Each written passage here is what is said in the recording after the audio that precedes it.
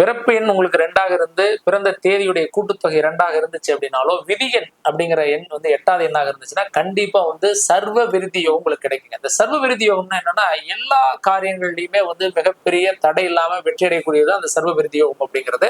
இந்த யோகம் கிடைக்கிறவங்க பாத்தீங்கன்னா நம்ம பக்கத்துல இருக்கவங்க கூட ஒரு சிலர் பார்ப்போம், நல்லா இருப்பாங்க, டெவலப்மெண்ட் ஆகிட்டே இருப்பாங்க.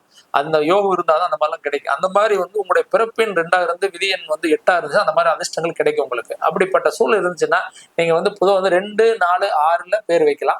அப்படி அந்த பேர் வந்து உங்களுக்கு ஆல்ரெடி மாறி இருந்துச்சுன்னா அதை சேஞ்ச் பண்றதுன்னு பாருங்க.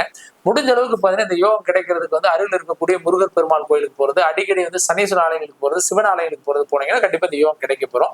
அப்ப அந்த விதியன் எப்படிங்க கண்டுபிடிக்கிறது அப்படின்னீங்கன்னா உங்களுடைய பிறந்த தேதி, பிறந்த மாதம், வருடம் எல்லாத்தையும் கூட்டிங்கன்னா வரக்கூடிய மொத்த தொகை வந்து பாத்தீங்கன்னா எக்ஸாம்பிள் 44 வருது அப்படின்னா 4, 4, 8 அதான் வந்து உங்களுடைய விதியன்.